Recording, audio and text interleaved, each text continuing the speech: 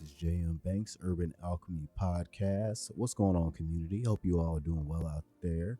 This is my first of what I hope will be many of my episode reviews for a few TV shows that I have picked up over the last couple years that have really caught my attention. Really don't do a lot of TV these days, but there are a few shows out there that I definitely have caught and wanted to talk about. So the first of which I really wanted to be Watchmen, but at that time I really just didn't have the time, space, or capability to sit down and do an episode by episode recap and breakdown and just my thoughts on the various things I loved about the show. And unfortunately, I don't think that show's going to be coming back. So I don't know if I'll have an opportunity to do a first season followed by a second season. So I decided to start with Lovecraft Country. It is the new HBO show by Jordan Peele, or excuse me, produced by Jordan Peele and J.J. Abrams, which I have caught the first three episodes of, and I am very impressed. I love what I see.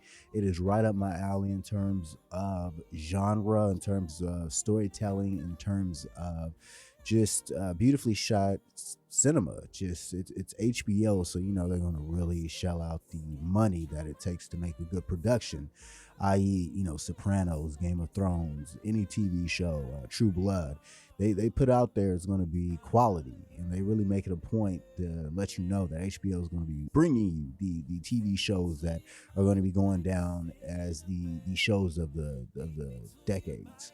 But HBO has let me down a few times. So when I heard Jordan Peele was adapting a novel by Matt Ruff that was published back in 2016 of the same name for HBO, I was, of course, excited because Jordan Peele over the last few years has really churned out a few of my all-time favorites in terms of content. Get Out was just an instant classic, followed by Us, and that movie. I know a lot of people really didn't like it as much as Get Out, but it was great storytelling. Lupita Nyong'o, everybody in that cast did an amazing job, and I really look forward to all of his projects that are coming up. He's going to be the producer on Candyman, so really looking forward to see what they do with that property. But Jordan Peele has continued to impress me, and going into this, I just had an open mind. I knew the subject matter was going to encompass H.P. Lovecraft. So just knowing what I know about H.P. Lovecraft, I knew that was going to be a weird combination with Jordan Peele, knowing how he leans more into the racial themes of stories, of his storytelling, as well as different issues regarding class and economic status, and the way H.P. Lovecraft leaned into those same narratives. It's going to be a really interesting combination of those artists. And then you add in J.J. Abrams, who is notorious for his imagination with the Star Trek and Star Wars films. And you just got a winning combination. So going into it, I was very excited. And first episode definitely did not disappoint. So the first episode of the show, entitled Sundown, is a wonderfully shot. It's just crazy because it opens with this just black and white war scene shot from Atticus Freeman, the main character's point of view. And you don't know it yet, but it's a dream sequence. He's in the trenches fighting in the Korean War, which he is a veteran of. It instantly starts having these flashes of color, and it's kind of reminiscent of Sin City. If you remember that film, the way certain dramatic pieces would have flashes of colors, and as he exits the trenches, you see like the massive firefight going on between the two enemy lines, and that pretty much illuminates the black and white, and then we transition into color. And then as you see the fighting and as the scene steadily shifts, you see like more supernatural elements, like UFOs flying around. You see these tripoded alien mechs, these robots. It's kind of reminded me of like War of the Worlds, if you've ever seen that movie, or even read the book with the tripod aliens. And it's just a trippy scene to see. And then you have like Cthulhu flying around in the background. And Cthulhu is, of course, from the H.P. Lovecraft, probably the most well-known piece of H.P. Lovecraft mythos out there. And It's a wonderfully shot opening scene and a beautiful introduction to this show as a whole. And it's just something that you really don't see too much of is the black community in sci-fi or horror, which Jordan Peele is really opening the door for. Really surprised to learn that Matt Ruff, the guy who wrote the actual Lovecraft Country novel, is a white author. So the fact that he was like, this would be interesting to take African American characters and just tell their side of the story from a Lovecraftian mythos point of view is really dope. It's a story that I was really thinking, it was somebody like me who was just a black guy who was introduced to Lovecraft and kind of had these conflicting feelings because Lovecraft was a bit of a racist, and that's something else that the show really touches upon, which I love. It's a bit of a deep cut, but it makes sure you know that the show is self-aware of the subject matter and the man who is responsible for it. Not to say that we don't have a place in that literature universe.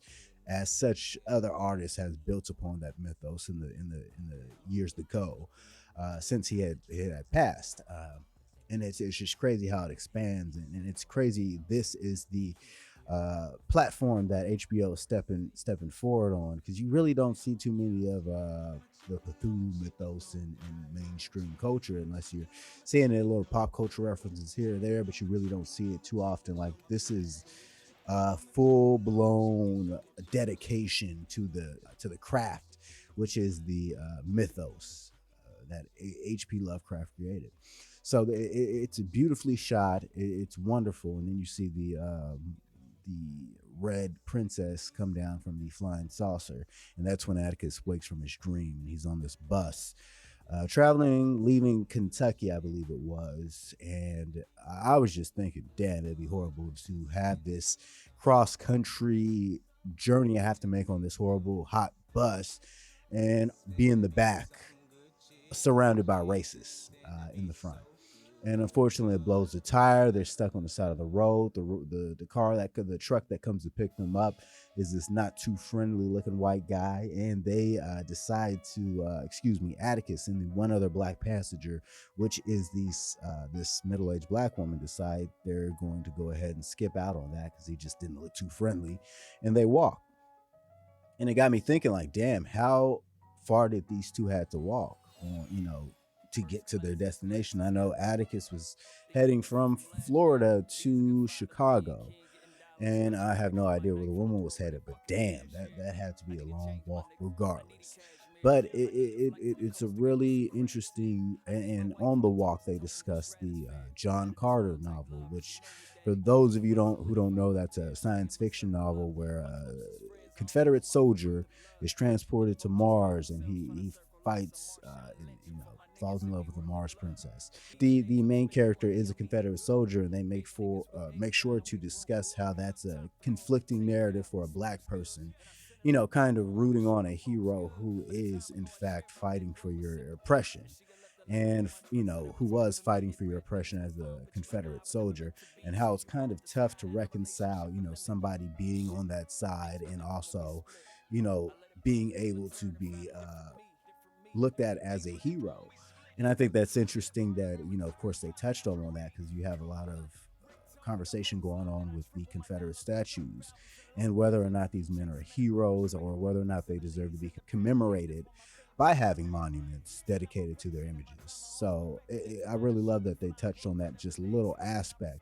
Because I remember when the John Carter movie came out, and I was just like, how are they going to tackle this? Because I believe it was a Disney movie, and it bombed, and they sunk hundreds of millions of dollars, and it was just mostly CGI, and people just did not take to it at all. But it's just one of those things that it's just a little deep cut that certain people will pick up if you're into literature, as well as the genre of science fiction. It's one of those early classics that really established this genre. Once again, one of those things that racism kind of makes difficult for us black people. Character setup I loved, because you instantly know Atticus is a veteran. You instantly know Atticus is well read. You instantly know Atticus is a gentleman. He's helping this woman carry her bags to wherever her destination is. And it just sets his character up very quickly, just like it does George, his uncle. It lets you know he's in charge of a book, which is a tourist, a motorist guide, tells them where they should and should not stop, places that would be friendly to African American motorists, and places they may encounter hostility and danger. He is pretty much, he goes out on the road himself to survey the area and see which of these locations are not places that African Americans would be welcome to. And that's a pretty dangerous job. And the scene opens with him and his wife talking about her wanting to go on these trips with him. And he's saying it's definitely too dangerous for a woman to go. Just right there, it lets you know that he knows what's in store for him every day he goes out there to do this job. It's just a scene that really establishes these two characters, Hippolyta, I believe her name is Hippolyta Freeman, and George Freeman, and it just shows that loving relationship they have.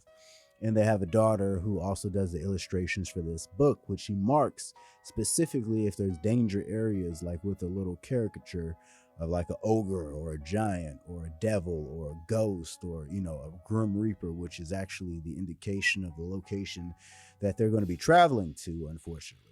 But it helps set him up, and he's the owner of a bookstore, which explains why Atticus is so well read. He's also very well versed with H.P. Lovecraft, but not just H.P. Lovecraft, the other horror and sci-fi greats, such as Bram Stoker, which they kind of cover in a later episode, was his favorite, as well as, you know, Mary Shelley. It's great that they established that, just to let you know, just in case he pulls any obscure knowledge out of his ass, that's where it came from. And that was really good to see. And then the female lead of the entire show is Journey Smollett, playing Letty. Letty Lewis, and she is incredible in this role, and I love to get to see her back working as an actress. I loved her in Underground, which unfortunately got canceled. It was on TBS, and it was phenomenally well done for TBS. And it was about a story about, I believe, 7 slaves from a plantation that escaped, and it's just a story of how they have to try to navigate and get to freedom. And it was just a great, you know, sometimes it did do a little bit of extraness and go over the top, but all in all, it was a good show. It was a show that was different, and it was a show that was a good premise, and Journey Smollett was the star of that show and the, you know, main reason I tuned in for it. Journey Smollett is definitely doing her damn thing in this show as well. As I stated on the last episode, I was in love with Journey Smollett growing up. I was convinced that was going to be my wife. And I was also in love with Megan Good, Eve's Bayou. I was just like, those are the 2 perfect women for me. Both of them turned into gorgeous, beautiful women. So shout out to those women. But yeah, Journey Smollett was acting her ass off in the show. Everything I have seen from her has been phenomenal thus far. And I look forward to seeing what else she does with the character of Letty. You know, she is really, you know, she comes on the scene, her introduction's made. Her sister, I love that they stuck to this, because I've started reading the book as well, because the show's so well done. And it's pretty well aligned with the book as well. The sister is a big, wide bone black woman, and Letty is a very thin, fair complected black woman. And in the book, it was the father actually who was the common denominator between the two. And in the show, they, for some reason, and I'm sorry, this goes into another episode, but it's for some reason the mother that they made the common denominator between the two. But it's interesting to see that's the way they introduced her. Was they made sure that you saw the sister was the one at this block party that they're all at. She was the one performing. She was the one front and center, and then in walks Letty, and she pretty much just steals the show with this musical number, which I will go into a little bit more. But it's a pretty long musical number, and it also helps establish Atticus walking around, get reacquainted. You kind of get to feel Atticus may have been like a nerd growing up. They make references to his glasses a lot, and a lot of people are just surprised to see him back in town in Chicago. But it's a musical number where Letty clearly outshines her sister. It clearly sets up that Letty is the beautiful, you know, she sings better. She may have been better liked by their parents. It just sets up the dynamic that the other one may have a little bit hostility towards Letty and their upbringing and how people view her. And you also get the idea that Letty might not be shit. The way the sister talks to her, she definitely lets her know like she knows what she's about. Like she's not gonna let her get anything past her again, because you get the sense like Letty's kind of shisty. Letty's been known to pull a fast one here and there, and the sister ain't having none of that. So it's really dope that they are addressing the sibling dynamic, and that happens a lot with the Black community. Is you got a sibling that don't got their shit together, and they might be mooching off of you, and you let that shit slide a couple times, but then they do it one too many times, and it's like, all right, I'm gonna give you 2 nights. That's what I'm gonna give you, and then you on your merry way. And that's exactly what Lady's sister said. Hey, you gotta go after 2 nights. And she also brings up the point that Letty didn't even show up to the mother's funeral, their mother's funeral. And I was like, damn, that's kind of cold hearted right there, not to show up unless for future reference they say it was for a specific reason. That's kind of fucked up, especially if that's the parent that raised you. Like not like me. Like I got an ain't shit dad who didn't do nothing, so I can technically skip out on the funeral if I so felt. But Letty, evidently, both of them were raised by the mother, and yeah, not to even pop up for the funeral. That's kind of jacked up. So I can't wait to hear what that reason was for in the future story. But it's a great setup to that character too. She's also just I think maybe the breakout star of the show, because Journey Smollett is a great actress. She's been acting since she was a little girl, and on top of that, her facial expressions are just so, just expressive, just animated. And when she's emotional, when she's sad, you feel sad. When she's hyped up, you feel like you hyped up. But when she's terrified, you feel the sense of urgency and fear in the atmosphere. But she's turned into a great actress, and I really hope to see her in more things. Unfortunately, I really didn't see her in too much. Last thing I can really remember was that Tyler Perry film. Was it Temptations or Confessions of a? I think it was like Temptations or something, but it was like Confessions of a Therapist or something like that. But it wasn't terrific. But I haven't seen her in really too much besides Underground since then. I don't think I've seen Atticus, the guy who plays Atticus, in anything other than White Boy Rick, which I remember fleeting. And the guy who plays George Freeman, the uncle, Courtney B. Vance, he played in The Preacher's Wife. It took me forever to figure out where I knew him from. Me and Eric went back and forth trying to figure out some things, and Eric had a few things off the top of his head. But the two things I had to actually Google and look up in regards to Courtney B. Vance was he was in The Preacher's Wife, and I was like, damn it, that's what it was. And also he played Johnny Cochran in The People versus O.J. Smith, which I recently just rewatched, and I was like, boom, there it is. And he does a phenomenal job in this as well. Yeah, him and Letty, those they carry the show. Atticus has a few scenes here and there, but overall, Letty and George, they do the damn thing. The settings are beautiful. They pretty much, after Atticus comes to Chicago, he finds a note, or he received a note in Florida from his father, Maltros, I believe his name was, Montrose, who's played by Michael K. White in episode 2, which we will get to. And he came back to Chicago to find information, pretty much to get his uncle's help to go find his uncle's little brother. And during that, you pick up on that there's a bit of hostility between Atticus and Montrose. And it's funny because you have a back-to-back mirror of George and his daughter, and it's a very beautiful relationship between father-daughter relationship, just as well as his relationship is beautiful with his wife. And it's just a beautiful relationship between a parent and a child. And then you flash to Atticus and Montrose, and it's distant and it's cold and it's abusive and violent, and it's just like they have a scene where they talk about it, how two men can come from the same house and be so different, which I really enjoyed, because I definitely can understand the sentiment, having brothers who are totally different, each themselves, and that was just a good scene because you see George's character is kind of like trying to rationalize it, like, well, the reason we are like this is because our father was like this to us and he got the brunt of it. So in Atticus ain't having none of that shit. He's like, no, it doesn't make any sense for you to beat up on a little kid like that. And Atticus said when he definitely got to that age where he could fight back, he fought back. And unfortunately, that's the dynamics of a lot of family relationships. It's hostile, it's abusive, and once they get to a certain age, they fight back, they leave home, and don't look back. And then you got those broken family ties. But it's set in the 1950s. Atticus is fighting the Korean War.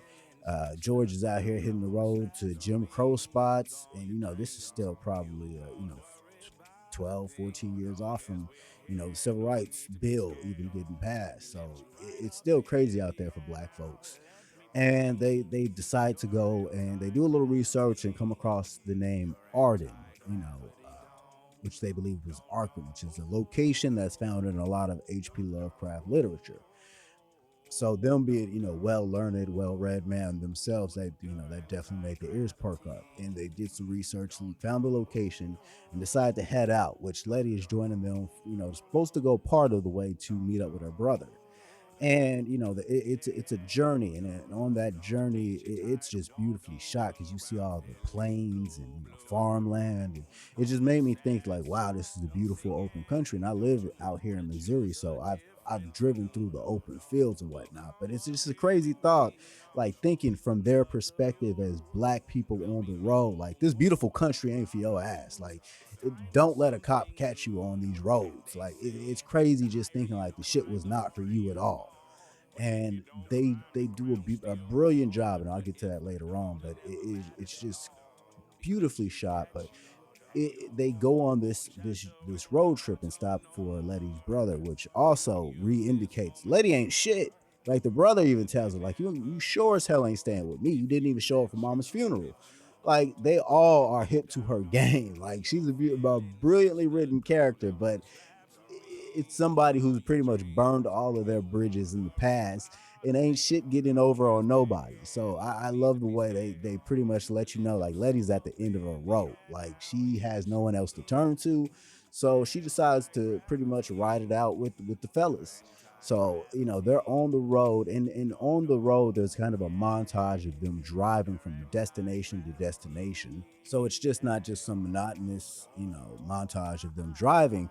And instead of having, music overlaid with it, they have a monologue by James Baldwin. I believe it's his debate at Oxford in England. And it's completely fitting because he's talking about the psychology of a Negro and what it's like, what the reality for a Negro is in America, and what his response is to that reality and how he's supposed to react to that condition. And it's so beautifully intertwined with these scenes of them traveling and having to eat on the side of a diner instead of inside or in the front where all the people are being served. They have to eat on the side of the diner by the dumpsters, in the dark, dimly lit area, or they are being verbally harassed by a gas station attendant in front of some girls, and Atticus can't knock the shit out of them. And it's just stuff like that. And it's specifically little pieces, like the guy they got to make monkey noises at Atticus, in front of Letty, was just this scrawny, puny, dipshit, glasses wearing nerd. And it's like in any other time frame, he would have got the shit smacked out of him and a mud hole stomped in his ass. But in this time frame, he couldn't do anything. Like, he had to literally stand there and take it and shut the fuck up and drive off. And that's incredible just to think, like, anybody could talk to you without any repercussions. And even now in today's society, you have certain people who talk crazy to black people in general, and then when they get smack smooth the fuck out, they look crazy, like, oh my god, I can't believe they assaulted me. Well, you just talk crazy. Yeah, of course I'm gonna knock you smooth the fuck out.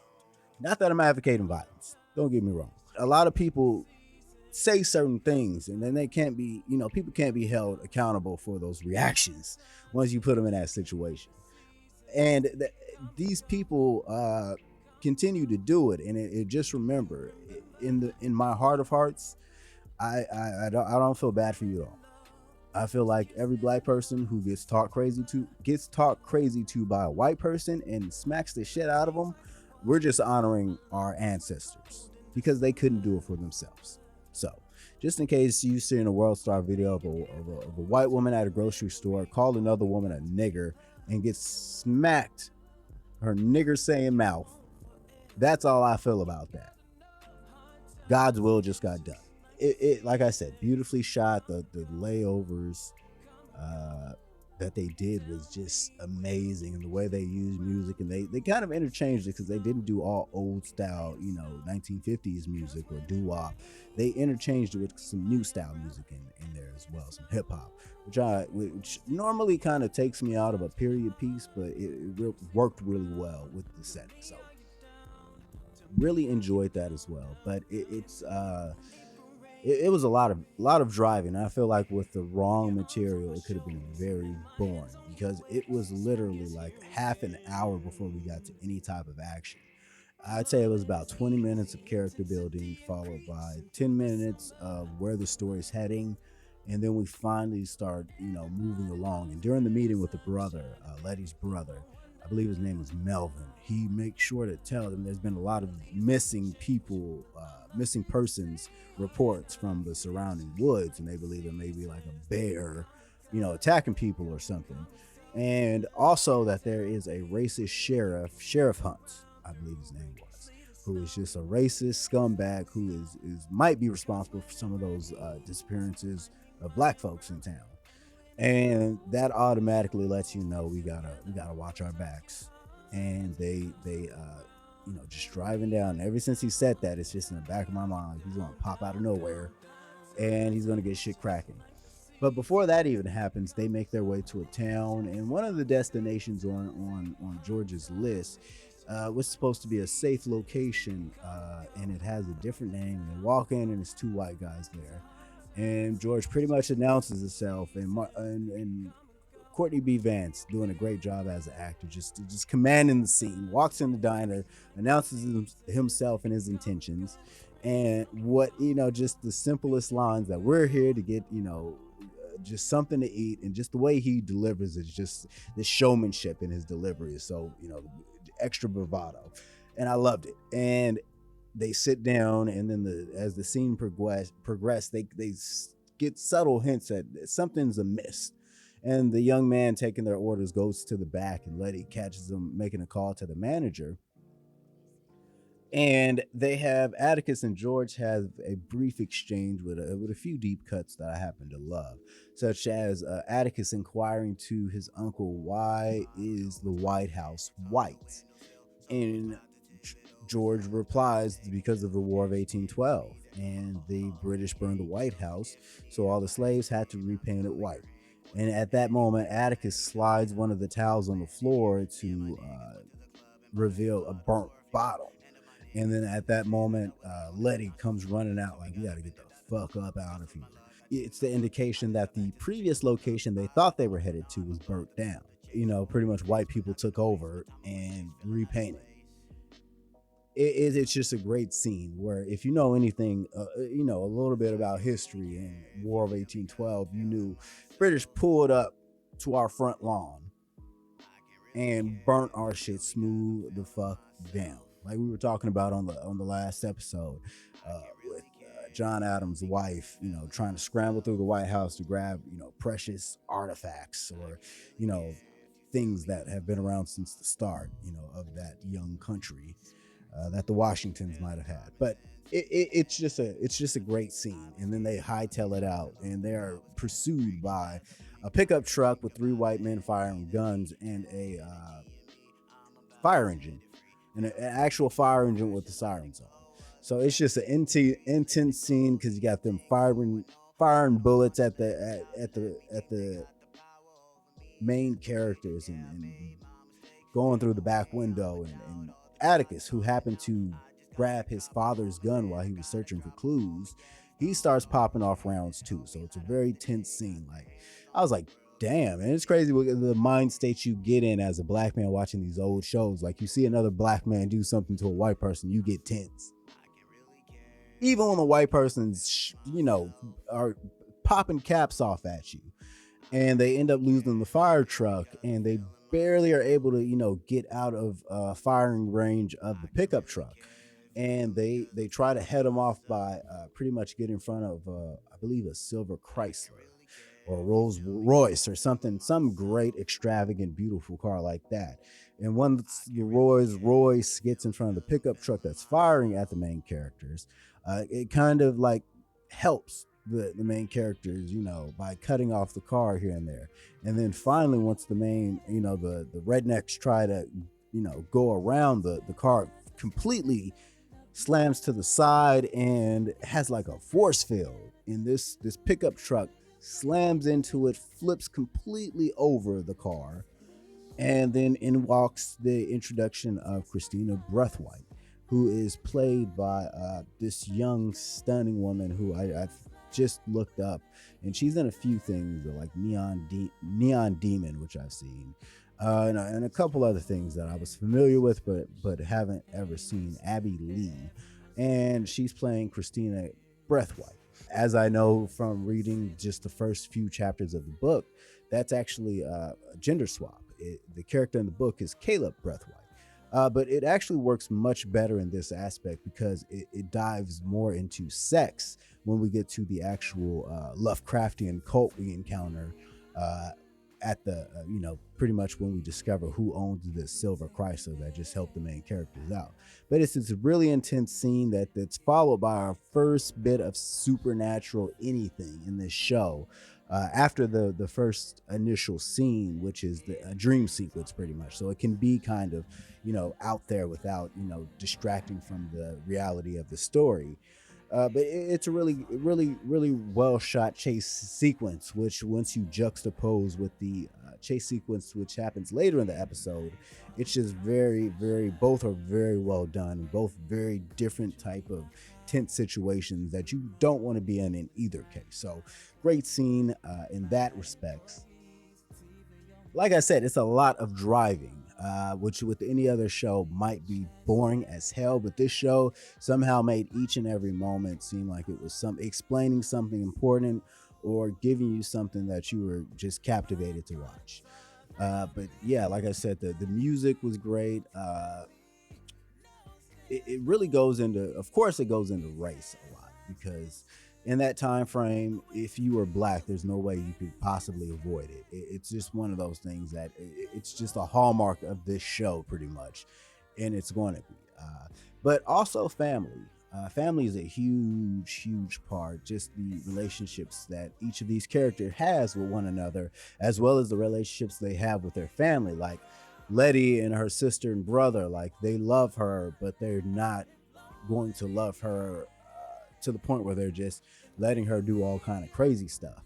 And Atticus and his father, like he loves his father enough to go find him, but he still has these horrible feelings towards him due to the upbringing he was forced to endure, due to the upbringing that his father had to endure, to the beatings and abuse he had to endure at the hands of his father. So we have these generational curses that they're hallmarking in this narrative as well as George, who's just this guy who's a loving husband, a loving father, a great big brother, because he's going to go find his brother, taking the time to go help his nephew to locate his father because he might be in danger, as well as Letty, this pretty much this girl who he has no familial connections to. And the whole overall, the note that Atticus received from his father indicated that there was a birthright on his mother's side, from a family legacy that he discovered. And that was also very captivating to me, the fact that they were going into like lineage, and the fact you really don't hear too many stories about like our lineage, because slavery fucked up records, and not to mention just the way records were kept back then. If you didn't fill out a census or do taxes, you just shit out of luck for tracking paperwork down. But And as somebody who has tried to do work on genealogy and going back in family history, I've only been able to go back to like 1862 with ancestry.com and just the records I've been able to locate on my family tree alone. But I've been able to track my mother's side back to like 1770, maybe even before that, but it was like before the founding of this country. uh and it's crazy, just the way it was able to go back, just all these white people who have done this research and compiled it, and I've been able to just put my little family tree into a slot, and it goes back. And if I, probably shelled out more money to ancestry.com, I could probably trace my lineage all the way back to England and, all that crap. But I'm not, because I honestly want to know more about the African side, because that's the side of history that got wiped out. So the fact that they're focusing on our legacy and lineage, and it's very interesting the way that these black characters are in a Lovecraftian universe, the way that we, as descended from African slaves, are in this white man's society that wasn't necessarily built for us to live in. People weren't expecting to live next door to us. People weren't expecting to work with us, from that aspect of, whichever aspect you're looking from, whether it was the founding of this country or, any stage up into a certain point. People weren't expecting to interact with us up into a certain level. So it's really crazy just to look back now and look at how that story is showing a black person in that white man's universe. And here we are in this white man's country. And yes, we're making it our own. This is a beautiful time to be a black person with all the media we are creating. And for once, we have images of our own heroes and our own characters. And it's not all slaves or not all, civil rights stories. And that's good. We definitely need other villains. In this episode, we definitely get a sense of who the real villain is, who the real monster is, which is the Sheriff Hunt, which is a truly despicable individual. Which the whole first episode really gives me a lot of Green Book vibes. Like, it really makes me remember that movie. Just all the driving and the fact that they go into sundown towns, and it's just because pretty much the motorist guide he has is a Green Book, just places Negroes can and can't go without getting lynched, or might be able to eat, without getting arrested, or best case scenario. But it really gave me Green Book vibes. My co-host Eric really hates that movie. I didn't really mind that movie too much. I found it had really charming points, but that's just me. But it had a lot of good points. A lot of people probably don't know about sundown towns, and if you were caught in a sundown after sundown and you were black, you very well could be lynched, if not just arrested and fined money you can't afford. But it's crazy that these towns actually existed here in America. That after the sun went down, my ass would have had to be indoors if I wanted to be safe. Otherwise, I'm a victim. And it's crazy that white people feel like that's the world they're living in right now. Like, they're the victims. Like, they can't go anywhere without having to deal with the criminal mischief that black people bring. And it's just ridiculous. And it's crazy. And I hope white people are actually watching this show so they can really understand, like, the shit you think you're going through, it's not really a thing. It's not like you're making it seem at all. But the show progresses. You meet Sheriff Hunt, the actual true villain of this whole entire episode, and he has an exchange with our main characters, and him and Atticus has a back and forth that's so well written, and it's just masterfully acted out by these two actors, and just a little tit for tat. And just from the time frame we are in as Americans, like, Atticus is not going to win this exchange with this racist, not only white man, but white man in a position of power. He pretty much is not getting ensnared by or entrapped by all the little tricks that this cop is trying to use to pretty much arrest him. He lets them know it's a sundown town, And it pretty much just alerted me how ill-equipped I would have been in this particular situation, because it didn't even occur to me to ask what time is the sun going down. I was just looking up. I'm like, well, damn, how much longer do you got? Or, how far is the next town? I did not even occur to me, like, would they be able to make it to the next town in time, or if the direction they were headed was the right direction. And also, if he was going to be able to make a U-turn in front of that cop. And of course, the cop lets him know U-turns are illegal, but he would let that slide. But since he had that little tit for tat, and he wasn't subservient, and wasn't yes sir boss, no sir boss, whatever you like officer, he made him pay for it, and he made him say, requested in the fashion of, can a smart nigger like me make a U-turn? And in my head, I was like, you should have known that shit was coming. Like, you should have known. You living in that era right now. You better be glad he didn't blow your goddamn head off. After this guy just warned you, we have this racist sheriff that might be responsible for some disappearances with black folks. Here you are trying to prove how goddamn smart you are in the middle of the goddamn woods. And that leads to one of the tensest car chases I've ever, not even a car chase, a car ride, because the sheriff isn't chasing him. He's just following them, because if they don't make it out of town by sundown, he's going to kill their black asses. He let them know, I'm well within my legal rights to lynch y'all black asses in this town. And also, Atticus has the know-withal to know I can't speed, because if I speed, he's going to pull me over, and then the sun's going to go down, and he's going to kill us anyways. So he's going 35 miles an hour, and the sun is just in the sky. And the way they shot it is the way, you see the car and you see the sun, and then finally it hits the trees and just it floats beyond the horizon. You can see it's not yet set because it's still bright out, but it's just the tension in the air. And then Letty's just looking back at the sheriff. Atticus tells her, get the gun just in case, because the sun's getting so low, and they make sure that the waypoint is the railroad tracks. So you're looking for those railroad tracks, and as soon as they hit those railroad tracks, they're home free. And it's just such a tense scene. And then the sheriff starts ramming their car, trying to run them off the road. And they somehow have to keep from running off the road while not speeding. And it's just a well-written, well-acted, like, it was so tense. And then finally they hit those railroad tracks, and the sheriff stops at the railroad tracks, and it's just this instant sigh of relief.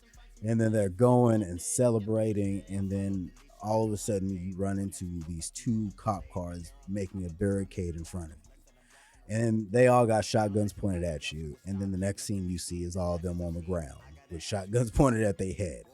And it's just fucked up, because it's like, damn, even after all of that, after you trying to detain them, after you trying to run them off the road, they still got to deal with these goddamn cops. Like, it's not even his jurisdiction anymore. So pretty much in that altercation, you see like Atticus once again trying to be a goddamn smartass and pipe up and try to be all, oh, well, you can search the car, it's totally okay with us. Once again, making things way worse than they needed to be, probably, because the cops is like, did this nigga just tell me I can search his car? Like, who? Of course, I'll burn this goddamn car down if I want. Like, and I was just like, shut up, Atticus, please shut up. But yeah, they get attacked by these monsters, which is the actual, and I'm talking about probably 53 minutes into this episode. We're just now getting the actual monsters, and besides the magic car popping out of nowhere with the invisible woman powers making the shit fly over the car, we haven't seen any kind of horror sci-fi really, besides that sheriff, which was pretty goddamn scary. But yeah, the car, I mean, these things, I don't even know how to describe them. They had a hell of eyes, big arms, and little smaller sets of arms. But they ran like dogs. I have no idea what they were calling them. I'm pretty sure the shit I told Eric in the last episode was wrong. But yeah, these things start attacking these racist sheriffs, and you're just like, good job, monsters. And it's crazy because I was literally rooting for the monsters, like, kill them all. Atticus actually does some bitch ass shit. He actually takes off and leaves his uncle. He grabs the girl, takes Smooth the fuck off. The uncle's old. He has bad knees. They actually make a joke earlier in the episode about his bad knees. He falls down and he does the smart thing. He just stays where he is. Luckily, he makes it back to this cabin. So we got two racist cops, Atticus, who just dipped the fuck out on his family, Letty, and the uncle, who, by the grace of God, makes it to this cabin without being eaten by these creatures. And as they make it to the cabin, the uncle observed that the light hurts him, so they start calling him kind of like vampires. So as the story progresses, the racist cop, who has like half of his body missing and still moving, he tells them that they're going to send the girl out to get the guard because he doesn't trust the men because they might leave. And I'm guessing he's thinking that because that's what he would do. Letty makes a smooth break for it. And Letty, of course, Journey Smollett, as I mentioned, her facial expressions are just amazing. And her run to this car with her noise she's making is just very human. You know, and I love that scene. And she makes it to the car. And she's able to, you know, fight through these monsters with her camera because she has the flash on. And, you know, of course, they don't like light.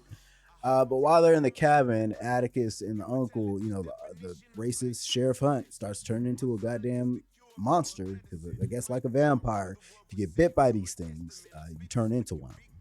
But, you know, the other cop refuses to shoot his racist buddy, so he gets eaten by the sheriff. And, of course, Atticus and them starts, you know, firing shells off into the sheriff because they don't give a damn, and it's not working at all. But thankfully Letty comes busting through the door with this car and kills the demon, and they're able to get in the car and get Smooth the hell out of there. And as they find the location, Arden, they were looking for, of course, when they pull up, they see this silver Chrysler that had these I don't know what kind of power, telekinetic powers or force field powers that were able to, you know, pretty much make that racist pickup truck flip over. And that was in the parking lot. And they walk up to the front door, knock on the door, and the door is opened by the character William, who just looks like he is part of Hitler's youth, all grown up. He's actually played by an actor I was familiar with. I actually had to look him up on Wikipedia to see where I knew him from because I was like, he looks super familiar. At first, I thought it was the guy Skarsgård, the one who played in True Blood and Big Little Lies. I thought that was him, but he was way too short to be. Is it Eric? No, it's not Eric Skarsgård. Eric was his name in True Blood, but it's one of those Skarsgård's kids. But what was his name? The character, Jordan Patrick Smith. He played in Vikings, which is where I know him from. Actually, Vikings also, coincidentally, fun fact, also starred one of those Skarsgård people. So there's Bill Skarsgård, and then there's the Skarsgård from Vikings, and then you have the Skarsgård from True Blood. And then his dad was also their dad. All of their father was the Skarsgård from Thor. He played like the scientist in Thor. He was also in the Avengers. And there was another movie he was in. The Girl with the Dragon Tattoo. Good movie. So yeah, just a bit of fun information there. I'm a huge movie nerd, in case you didn't know. But yeah, it was a really great episode. And when they pull in there and open the door, they pretty much are told they've been expected. And that's the end of the first episode. And then you go into it just really gets you hyped. But I really love the first episode. Cons for me, that music number in the beginning during the introduction, it ran a bit long. I could have definitely done with half of that. I didn't need to see Atticus going from store to store looking for people or clues, and Letty outshining her sister that much. She's already extremely good looking, and they already set up she ain't shit. So I really didn't need to see her be a good singer as well. But that's just, and also the wonky CGI with the monsters. I didn't like that. And the episodes to come, there are certain scenes that the CGI is just kind of, I don't know, it just I don't like it. It's not my style. I think practical effects would have probably worked way better. But I also understand how with the subject matter and, you know, the Lovecraftian themes, it gets kind of difficult to make actual practical costumes or puppets. But besides that, the first episode overall was super super dope. I really enjoyed it. And I really look forward to the rest of this season. And I really hope HBO starts a new step or a new direction in giving these stories a chance. Because if you would have told me that they would be green lighting a Watchmen TV show that was based around a black female superhero, and I don't want to give away too much about that show, but there's other black characters who have importance. It's just so super dope to see these stories getting told in my lifetime. With everything going on with Chadwick Boseman's passing and just the impact Black Panther had, we are truly in a entertainment renaissance in terms of black media, and that's one of the reasons I want to start doing these TV show reviews. So I want to start doing them not only this show. I want to do one with the first season of Watchmen. I want to do one for Atlanta, which was one of my favorite shows over the past 2 years. Insecure, The Shy, Snowfall. All those shows are shows that I've just been captivated with. I've also been watching this show on HBO called I May Destroy You that deals with like sexual abuse, and I forget the actress's name who plays in that show, but she's really good as well. If you ever seen the show on Netflix, Chewing Gum, it's a UK show, so if you're not good with UK accents, it might be kind of off. But you might have to put on the subtitles because some of the stuff they say, it kind of misses your ears if they're not trained for that. But I really enjoy that show. It's a lot of good shows out right now. I really don't watch too much TV, but a lot of these shows are giving me reasons to kind of subscribe to these streaming networks. HBO is definitely always had content I'm going to be watching. So this is the first of hopefully, like I said, many. Hopefully you guys enjoyed it. Hopefully you guys can give me some suggestions. I know you guys know a lot of good shows that you might want to hear me talk about. Somebody actually just referred me to Greenleaf, which I never really thought of watching. If you guys think it's a good show and I get multiple requests, who knows? Maybe we'll see. But from what I see, it looks kind of Tyler Perry-esque, and that's not really my style. Maybe also American Horror Story. So who knows, man? Who knows what the actual subject matter will be for these TV reviews? But I hope you enjoyed my first one. Once again, J.M. Banks, this is Urban Alchemy Podcast. Probably going to put this on YouTube. Who knows? We'll see. But I catch you all later, episode 2. Also, check out the show. Make sure you're supporting this black man's content, as well as black characters and black media.